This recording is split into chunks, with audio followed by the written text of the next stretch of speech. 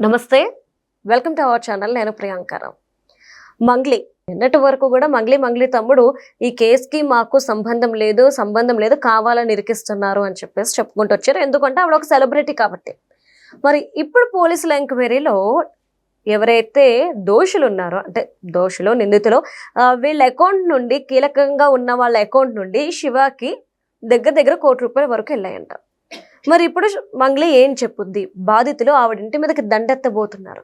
పోలీసులు ఇప్పుడు ఎలాంటి చర్యలు తీసుకుంటారు? అసలు ఈ కేసు ఎలాంటి మలుపు తిరుగుతుంది? దీని గురించి సర్వత్రా కూడా చర్చ నడుస్తుంది. సో దీని మీద డిస్కస్ చేద్దాం. మనతో పాటు senior journalist doctor Durga Vadlamani గారు ఉన్నారు. ఆవిడతో మాట్లాడదాం. నమస్కారం మ్యామ్. నమస్తే అండి మ్యామ్. అంటే మొన్నటి వరకు మంగ్లీ గారు మాకు సంబంధం లేదు అని చెప్పారు, ఇరికిస్తున్నారు అన్నారు. ఇప్పుడు సమాధానం ఏం చెప్తారు? ఏమిటి సమాధానం చెప్పడం? అసలు మనిషికి కనిపిస్తుందా? రెండూ లేదు. ఇప్పుడు పోలీసులు కూడా సమాధానం చెప్పాలి. మనం ఫస్ట్ నుంచి అదే అడుగుతున్నాం. సజ్జనార్ గారు ఎందుకు స్పందించడం లేదు? అసలు సజ్జనార్ గారి దగ్గరికి ఎందుకు వెళ్ళింది ఈవిడ? తర్వాత డీజీపీ దగ్గరికి ఎందుకు వెళ్ళింది? సుబ్బు మీద ఎందుకు పెట్టింది కేసు? మధు మీద ఎందుకు పెట్టలేదు? ఫస్ట్ నుంచి మనం అడుగుతున్న ప్రశ్నలు ఇవాళ అవన్నీ వాస్తవాలని అర్థమవుతుందిగా. ఇప్పుడు మనకి ఎవడూ తెలియదు, కేసు తెలుసు అంతే. ఇక్కడ మనం మాట్లాడుతున్నది బాధితుల కోసం. మరి ఆ బాధితుల పక్కన ఉండాల్సిన వ్యక్తి నాకేం తెలియదు, సేవాలాల్ మీద ఒట్టు అంది ఆవిడ. ఇతనెవడు? నిన్న మంగ్లీ తమ్ముడు.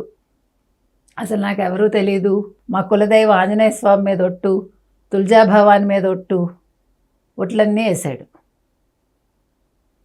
మా అక్క పేరు వాడుకున్నారు, నన్ను అనవసరంగా ఇరికిచ్చారు, ఇన్ని మాట్లాడాడు. కట్ చేస్తే నిన్ననే కదా 3 సార్లు ఆయన అకౌంట్లోకి డబ్బులు వెళ్ళాయి మధు అకౌంట్ నుంచి.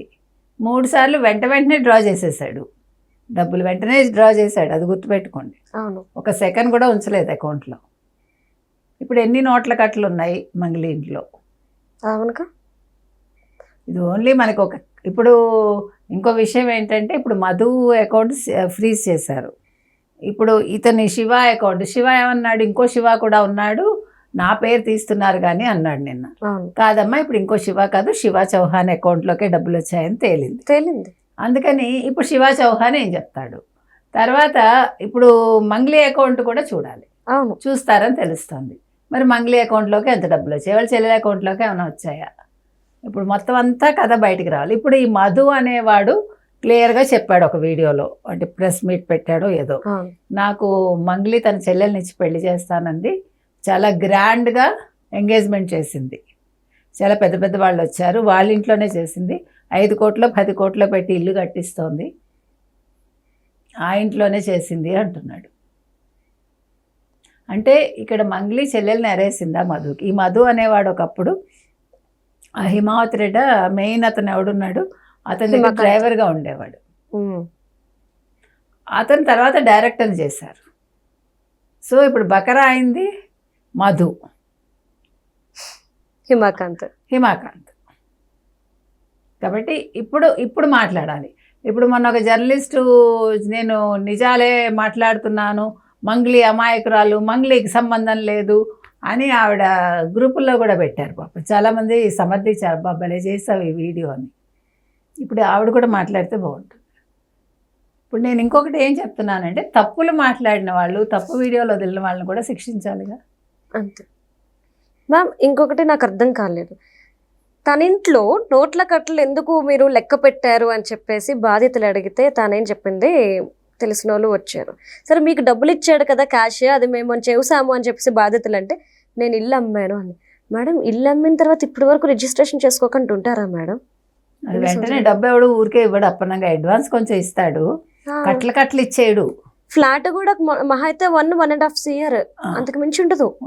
మరి ఎంత ఇచ్చారు ఏమో మరి. ఇప్పుడు మామూలుగా అడ్వాన్స్ ఇస్తారు, రిజిస్ట్రేషన్ అప్పుడు మొత్తం డబ్బు ట్రాన్స్ఫర్ చేస్తారు. ఆ ఫ్లాట్ కూడా ఈ మధు కంపెనీ పెట్టుకోవడానికి ఇచ్చినట్టున్నారు అద్దెకి. అవును, చాలా లావాదేవీలు ఉన్నాయండి. ఇదేవి పైకి కనిపించేంత స్ట్రైట్ ఫార్వర్డ్గా ఈ కేసు ఏం లేదు, లోపల చాలా లింకులు ఉన్నాయి. ఇప్పుడు అందరూ ఇంకొక విషయం ఏంటి తెలుసా, ఇప్పుడు అందరూ ఏమంటున్నారంటే, రేషన్ కార్డు ఉండి ప్రభుత్వ పథకాలు వాడుకునే బంజారాల దగ్గర 200 కోట్లు స్కామ్ ఎలాగా? తెలీదా వీళ్ళకి? వాళ్ళందరూ కూడా ప్రభుత్వ పథకాలు వాడుకుంటారు, రేషన్ కార్డ్స్ ఉంటాయి, అది వాళ్ళకి ఆ హక్కు కాబట్టి వాళ్ళు తీసుకుంటారు. కానీ స్థలాలు పొలాలు కొనుక్కొని అమ్ముకుని వాళ్ళు డబ్బు కట్టి ఉండొచ్చు కదా. ఇప్పుడు వాళ్ళు అందులో చాలా మంది బాధితులు చెప్పారు, ఒక అమ్మాయి మొత్తం బంగారం తీసేసి ఇచ్చానమ్మా నా బిడ్డకి చదువుకొస్తాయని చెప్పని. మరి ఆ బంగారం ఉంటది కదా. ఉంటుంది కదా. కాబట్టి ఇవాళ ఇంతమంది ఉసురు తగులుతోంది తప్పు చేసిన వాళ్ళకి. ఆ తప్పు చేసింది ఎవరు అనేది వాళ్ళు బయటకు వచ్చి మాట్లాడాలి. ఇప్పుడు నోట్ల కట్టలు ఇంట్లో ఉన్నాయి కాబట్టి మేము ఇంటి మీద దాడి చేస్తామని బాధితులు అంటున్నారు. బాధితుల కోసం ఇంతవరకు నిన్ననైతే అసలు అతను ఎవడు ఆ శివ చౌహాను ఒక్క మాట మాట్లాడలేదండి. అయ్యో బాధితులు చచ్చిపోయిన వాళ్ళ గురించి కానీ, ఇప్పుడు 90 ఎంతమంది ఇప్పటి వరకు చచ్చిపోయారు కదా, వాళ్ళ ప్రస్తావన తేలేదు.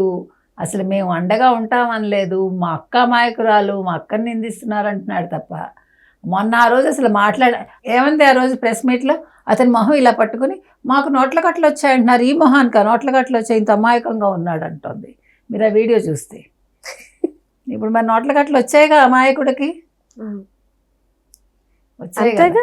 ఇప్పుడు నువ్వు ఎందుకంత కంగారు పడి నాకు ఈ చేతిలో పని బోళ్ళు పనులు మానుకొని వస్తానా బాధితుల కోసం అన్నావు.